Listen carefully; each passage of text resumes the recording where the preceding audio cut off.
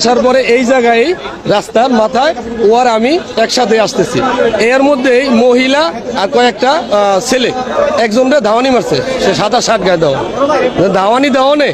সে ওই দৌড় দিছে, ওই স্যান বাইর করছে, ওই ছেলেটা তো বাঁচার লাগে দৌড় দিছে, তখন ও আমার কাছেই ও হঠাৎ করে পিছ দিয়ে দৌড় দিল, ও আমার মোবাইল বাইর করছে, বুঝতে পারছেন? তো মোবাইল বাইর করে তখন আমি ওরা খুঁজতেছি কই গেল, সব আলজল লেগে গেছে গা, যে কি ব্যাপার ঘুমনে কি হইলো, কেডা ওই যে স্যান দাওয়াইতেছে, আমি পিছে পিছে দৌড় পারি, এদিকে দৌড় পারি, পরে শুনি যে এই জায়গায় আইসা এই দোকানের মধ্যে তারা কোবাইতেছে, তখন আমি ওই দূরে যে ব্যাপারটা কি, তখন আমি তো এখানে আসতে পারতেছি না,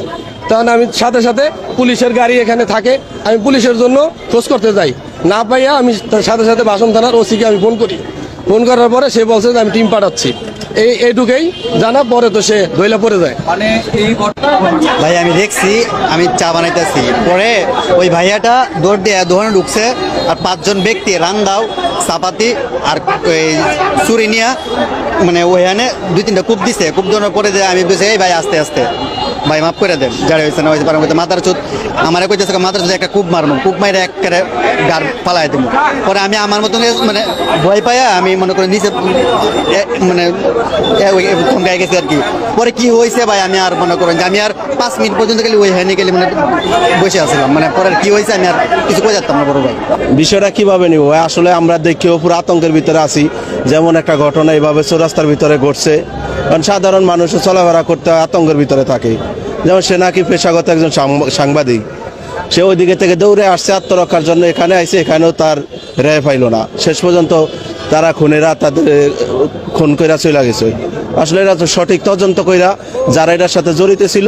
তাদেরকে আইনের আওতায় আনাই আমি সবচেয়ে ভালো মনে করি।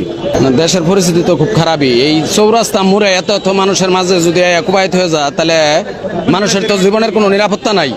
যে কেউ যে কোনো জায়গায় কুবাইতে পারে। ভাই নিশ্চয়ই এটা খুব খারাপভাবে দেখার বিষয়, কারণ আমরা তো এরকম বাংলাদেশ চাই না, আমরা এরকম বাংলাদেশ চাই না যে এটাছে মনে হয় যে কোনো গার্ডিয়ানহীন একটা বাংলাদেশের মধ্যে বসবাস করতেছি, যেখানে আপনার একজন মানুষ আপনার যে প্রকাশ্যে খুন করে চলে যায়, ঠিক আছে, আমরা তো মানে শুনেই এটা হচ্ছে মানে মেনে নিতে পারতেছি না, একজন মানবিক হিসেবে, একজন সাধারণ মানুষ হিসেবে এটা কখনো মেনে নেওয়া যায় না, ঠিক আছে। মানুষ পশুরা কখনো পশুর মতো এরকম ধরনের কাজ করে না, এটা দেখে আমরা খুবই মর্মাহত। আসলে আমি তো যদিও পুরো ঘটনা দেখি নাই, কিন্তু চৌরাস্তার মতো এরকম একটা জায়গার ভিতর তাও প্রশাসনের ব্যর্থতা তো আছে, প্রশাসন অবশ্যই ব্যর্থতা, বড় ব্যর্থতা আছে।